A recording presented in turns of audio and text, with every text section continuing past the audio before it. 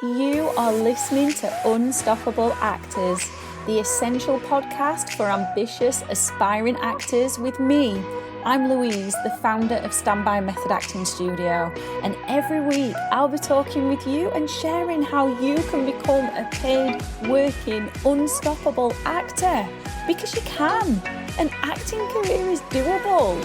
Are you ready?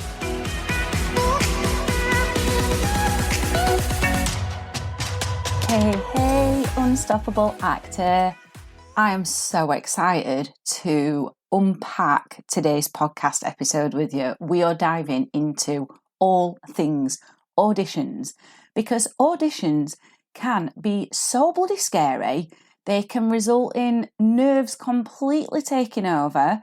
They can result in just absolute brain farts where you just say the most random, ridiculous things that you never meant to. And then afterwards you're like, oh my God, did I actually just say that in the interview part? It can result in you doing all sorts of crazy things with your performances. And the worst thing for me, from my experience of auditioning, is dry mouth. Oh my gosh, when you get dry mouth, it's just the worst thing in the world, because it seems like that's the only thing that you can hear, and it is getting louder and louder and louder. So if you have never ever been to an audition before, but you are starting to build them up to be this really big thing and you're getting a little bit scared, you're in the right place. If you have ever come away from more auditions than not disappointed, then this is definitely for you as well. And if you've had a massive break from auditioning and you're starting to get back into the swing of it, but you are also a little bit scared or you need a refresher, then this is going to be good for you.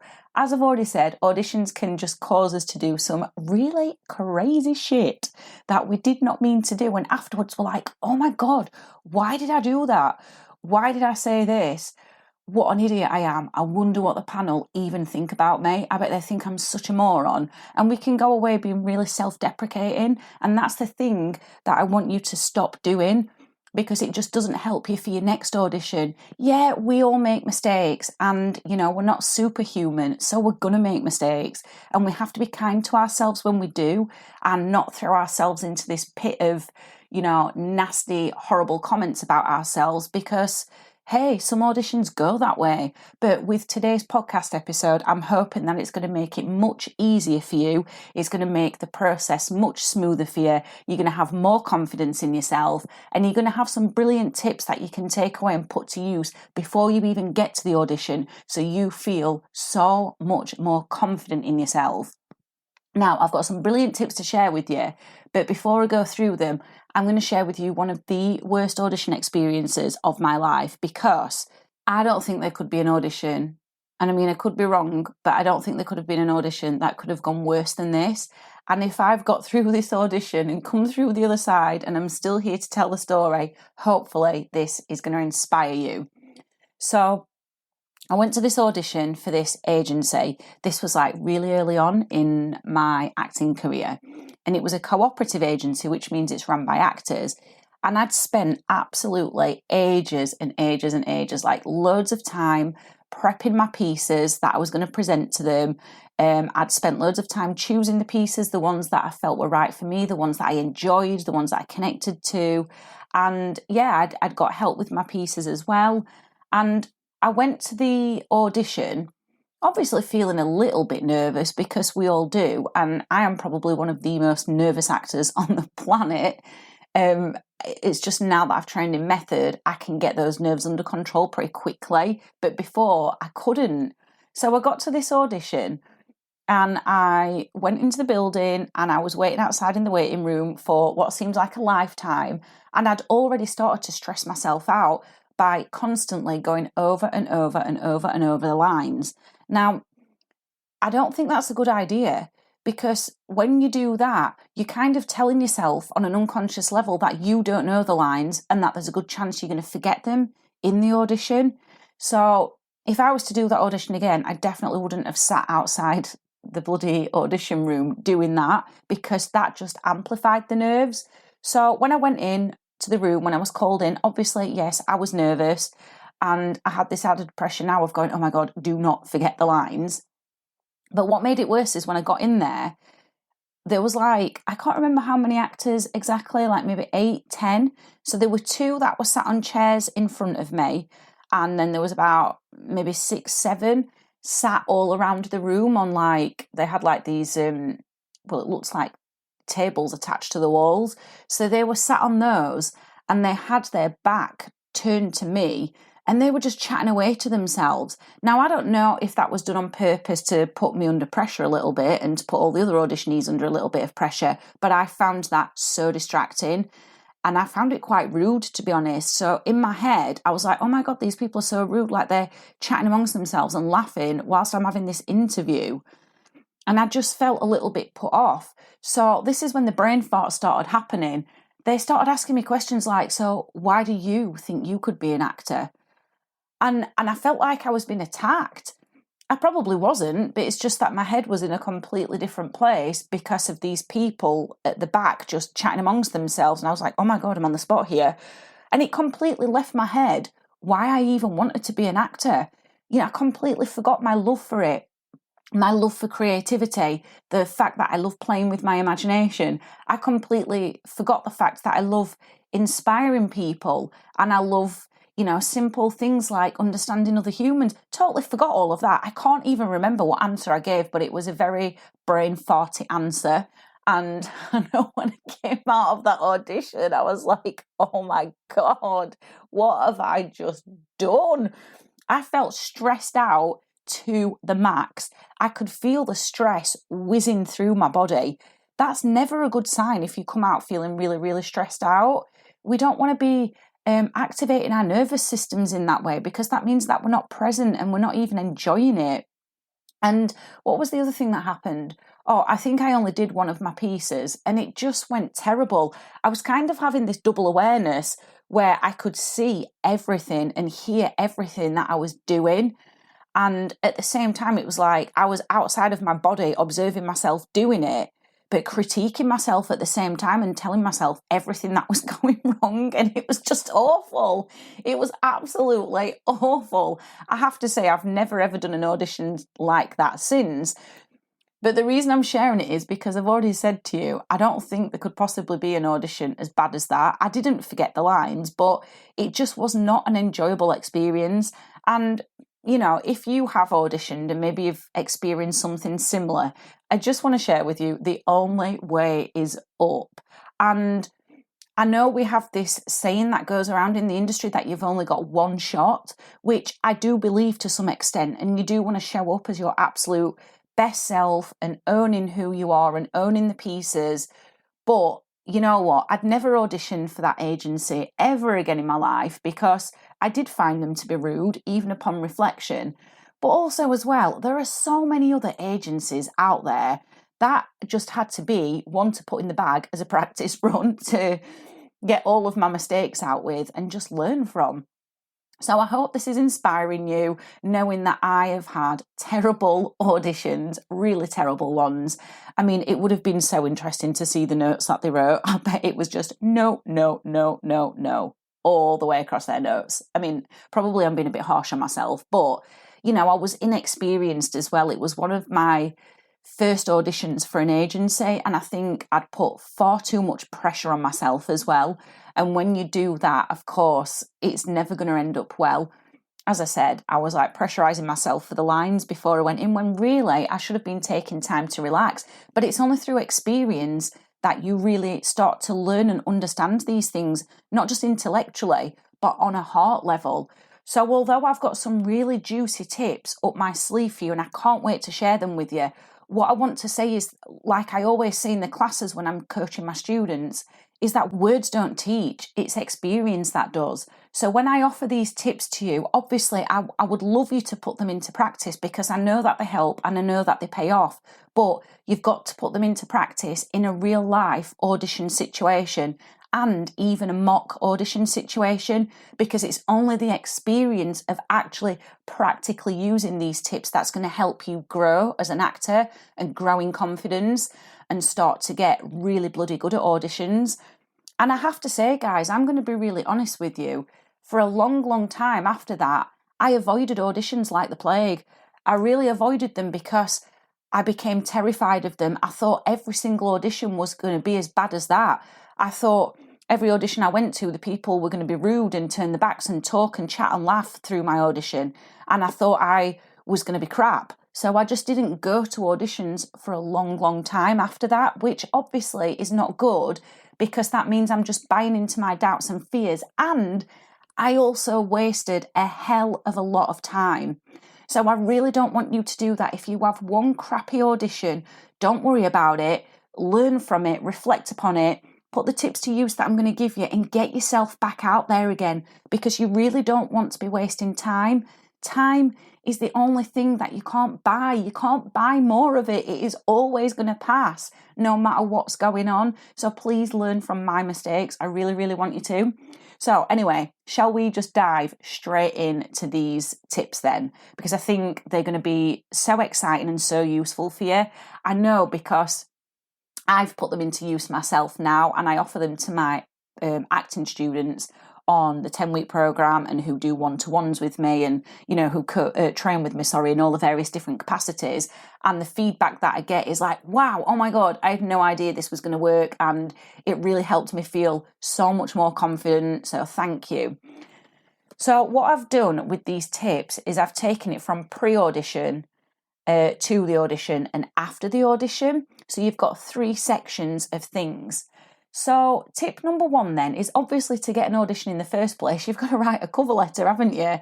Unless, you get an audition through your agency, and your agency is going to do all that for you. But if not, I would always be recommending, whether you've got an agent or not, you should be always looking for roles yourself. So if this is a role you're applying for, you're going to be writing your own cover letter. But yeah, agency or not, still always be proactive. Don't just rely on the agent, because they are not just thinking about you solely. They have got tons of other actors on their books that they are also juggling their time with. They're trying to manage their time with you and against all the other actors. So you're not going to get that sole attention. So always, this is not a tip. This is just one that's just come to my head now, which wasn't going to be a part of the podcast. But yeah, even if you've got an agent, still be applying for roles yourself anyway, because you don't want to be resting on your laurels. But anyway, so you're going to be writing a cover letter, which is going to be the thing that's hopefully going to get you called into the audition room. The thing about cover letters is you don't want to be writing verse and chapter. You don't need to be writing your memoirs. You don't need to be writing your entire life story on this cover letter. If you think how many cover letters the casting director or agents or the director are receiving, they're a lot. They really just do not have time to be reading this long-ass version of who you are. So you need to keep it really, really short and to the point. It's got to be succinct. And what I would be saying to you is, if you're a bit of a waffler like me, as in, oh my God, I could write verse and chapter in cover letters, but I have to practice them regularly. Even when I don't have auditions coming up, or there's no auditions on the horizon that I can see that would be suitable for me, I practice them anyway, because I have to practice being succinct, like really succinct. I have to practice getting rid of all the waffle and just saying what's truly important and keeping it as short and to the point as I possibly can, but while still being very impactful. And I would recommend you doing that as well. Like, maybe you could dedicate 20 minutes every single week to just practicing writing good cover letters, especially if you struggle with like structuring sentences or stringing impactful sentences together. Now, a really impactful thing to do is to add a review into your cover letter. Reviews are a third-party endorsement of you and your work. So you're kind of bigging yourself up without being a bragger, because it's somebody else who's doing it for you. And that gives the person reading the letter a bit of confidence in you, because they're like, oh, this other person has said these lovely things about this actor. Yeah, that's given me confidence in them. Because as humans, we like to know that other people have enjoyed working with you. We need some social proof, and that's what a review is. So that's tip number 1. Tip number 2 for your cover letter is to make it all about them. Us actors, we don't mean to do this. It's completely unintentional, and it's probably just because we haven't learned how to write a really good cover letter. But 9 times out of 10, we make it about us because we think, oh, I've got to write all of the things about me, and I've got to share all of the amazing things I've done, because that's what's going to make them want to audition me in the first place. If I just talk about me and all my awards and all my roles that I've played and all the brilliant things about me. And whilst you do need to keep some things in there about yourself, obviously, you also need to make it about them. What value are you going to bring to them? Why are you going to be an asset for them? Why should they even call you in the first place? Why is it a no-brainer for them to audition you? So I would be making a massive, massive list. I'd be having a huge brain dump of all the ways that you would be an asset, either to this agency, if it's an agency you're writing to, or to this production company, if it's a role you're applying for, and make it about them as well. So that's the cover letters. Tip number 3 then, let's say you do get called in to audition, or you get called in for a meeting. You need to be researching the company or the director or the casting director or whoever it is that's going to be auditioning you. It is so important that you do that, because it shows that you've taken an interest in them. And that's really important. It's important that, if they do ask you any questions, you've got something that you can weave in there about them to show that you know your stuff. It shows that you're on the ball, you're proactive, you've done your research. And another good thing to do is also see if you can find anything in common with either this casting director, agent, or company. Because the thing about being in the interview is you want to build up a relationship. And if you've got something that you can share and you can find the right moment to, talk about it, where you've got something in common, that is going to make it so much easier for everybody to relax and for you to start building that relationship, because people buy from people. This is a well-known saying in sales, because I worked in sales for many years after my drama school training to fund my acting, and we were always told that. It was literally rammed down our throats. People buy from people, and it is so true. I can testify to that in sales and also in auditions that I've been to myself as well. So hopefully you can do some research and not put pressure on yourself in the audition to go, right, I must get this thing out that I found out about as in common, because that's never going to end well. But if you can just feel into it intuitively and find the right moment, that would be brilliant. Allow the conversation to flow naturally, but definitely research who it is that you're auditioning for, because it shows that you are interested in them and it shows that you've been proactive. So tip number 4 then, let's think about the audition itself. Now, many people, and I'm talking about this from having experience from both sides of the audition, from one, auditioning myself before all my method acting training, and 2, holding auditions myself and being sat on the panel and seeing what people present in the room. I used to run a theatre company many years ago, and we held auditions for that. And so I've seen the common mistakes from that point of view, and also obviously when we are auditioning people for standbys programs, I see lots of mistakes there. And also I've auditioned people for film companies as well, local film companies in Sheffield, and I see these things coming up time and time again. So my hope is that if I can share them with you now, you'll not do them, you'll not make the same mistakes, and you'll remember when you get your next audition. So when you're presenting your piece, whether it be a monologue or a duologue or whatever it is that you've been asked to prepare, what many actors do is they just stand there or sit there and just try and put feeling into the lines. What I would like to challenge you to do is actually consider and create the environment that the character's in. This is a part of what we call the given circumstances, and it is so important. It's important because acting is a visual art. You are creating the visuals and the environment, even though you're sat in a poxy audition room that might look cruddy, or it might be really nice and luxurious actually, or it might be a self-tape that you're doing, but you have to create the environment. You have to give the idea that you are in an environment and you're not just an actor sat on a chair saying lines that you're trying to make sound natural and put a bit of feeling into. So that's important for the other person watching your audition, but it's also important for yourself because it means it stimulates your imagination. Because if you can really believe that you are in this environment, that is going to start to trigger feelings. And you know that us actors are all about the feelings. We always walk away from pieces going, oh my God, I didn't feel it. Oh yes, oh God, I really felt it then. We always judge our own performances on whether we felt it or not. So if you can create the environment in your imagination, you are not going to have to work for the feelings or force the feelings or try to push the feelings out, because the imagination is powerful and it works hand in hand with your body, and your imagination will trigger feelings in your body if you can just create the environment. And of course, that will then stop you being self-conscious about things like, what do I do with my body? What do I do with my hand? Oh, I keep swaying in the middle of the scene. I really ought to stop that, but I don't know what to do. Or, oh, my hands seem to be just down by my side. I don't know what to do with them. What should I do? Hello, hands. Like, we don't want any of that.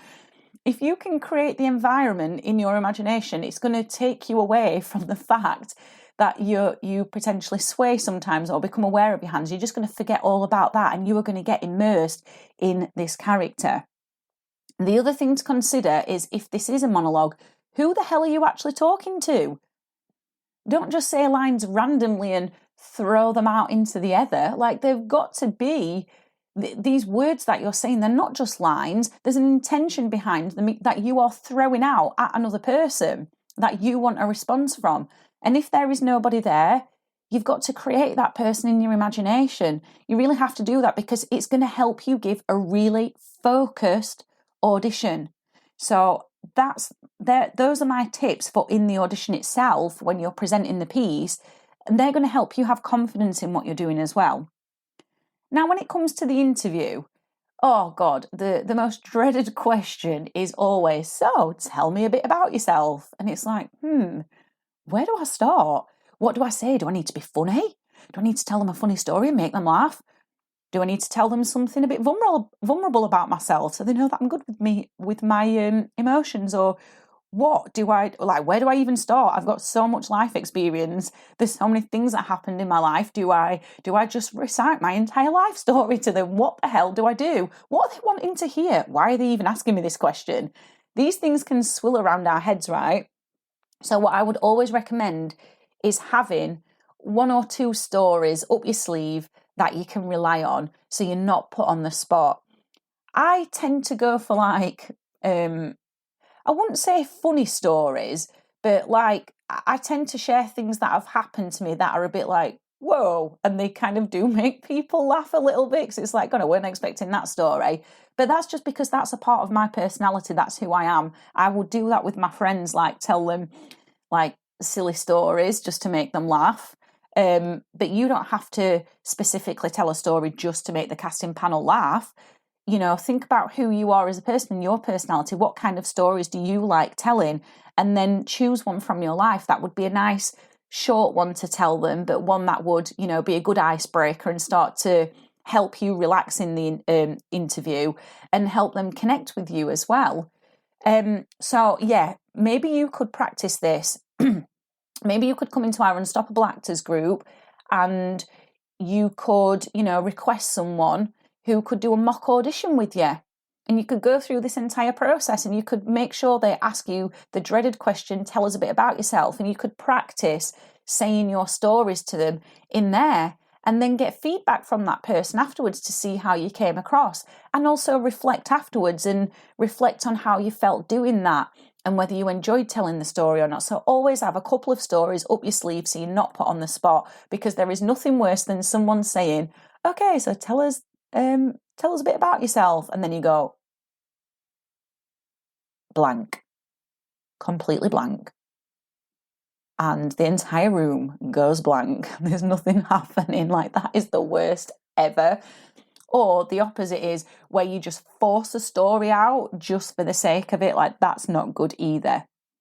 Now, these tips, if you practice them, if you can practice them regularly, are going to help you build your confidence with auditions. And it doesn't matter how many auditions you've done, whether you've done 1 million or one. These tips, if you practice them regularly, will help you get in a good routine and a good mind frame with auditions.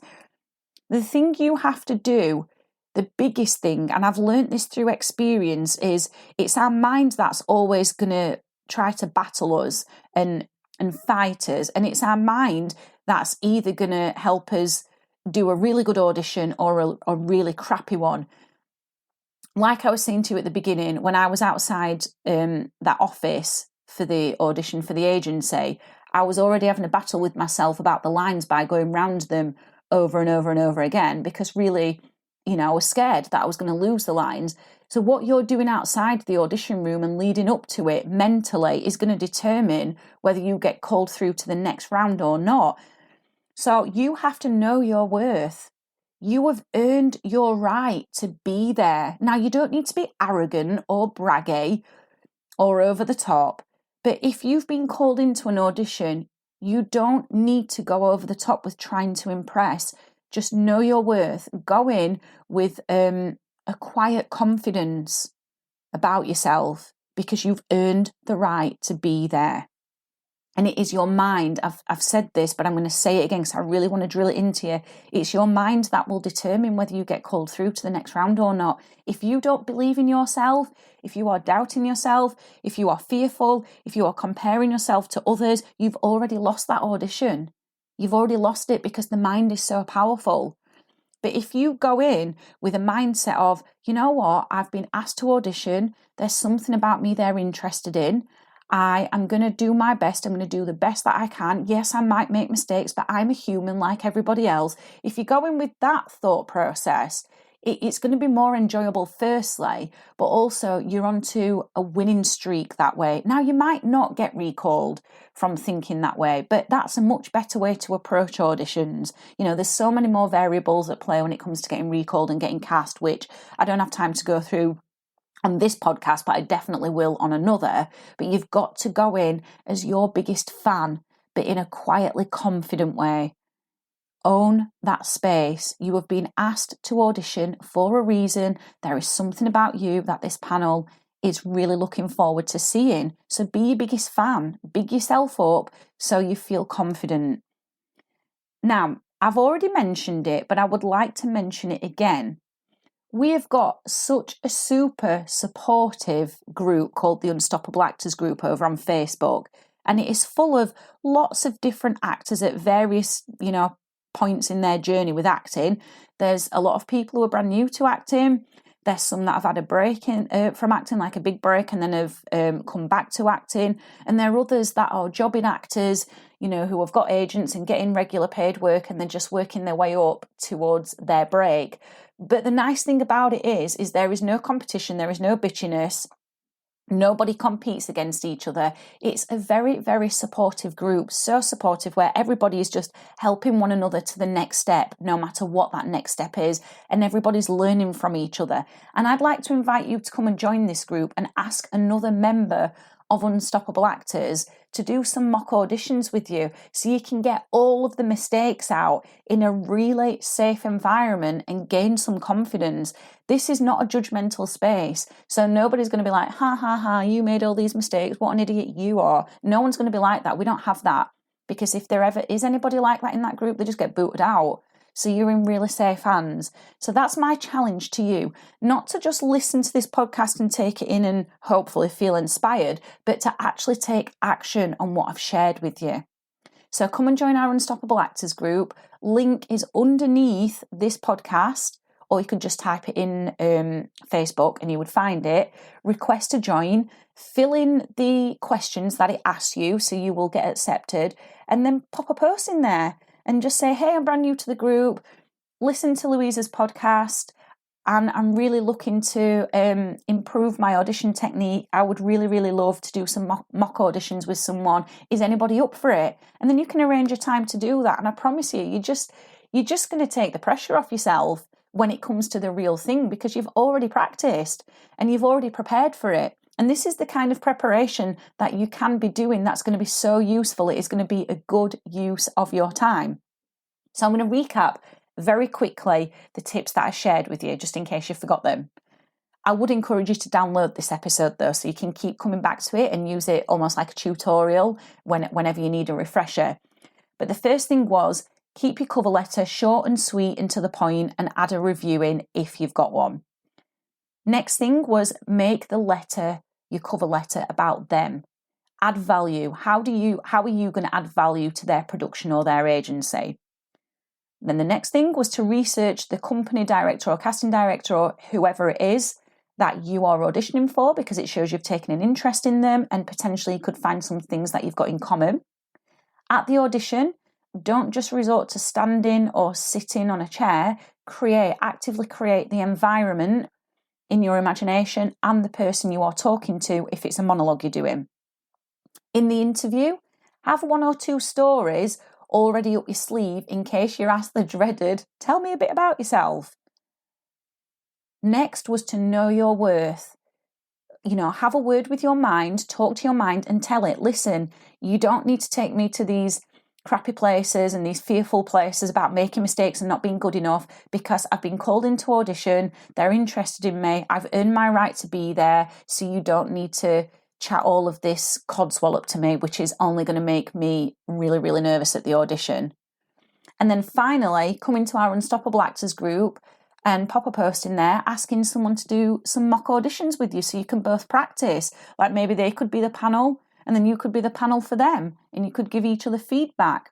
I really hope this podcast episode has been useful for you.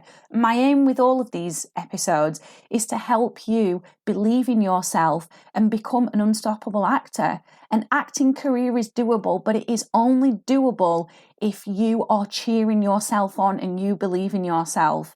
So I would absolutely love it if you could leave me a comment at the bottom of this page and let me know what you've taken away from this podcast and how it's helped you if it has. Thank you so much for listening. As always, I really, really, really enjoy hanging out with you. An acting career is doable. Go and get your dreams. There is no reason why you can't.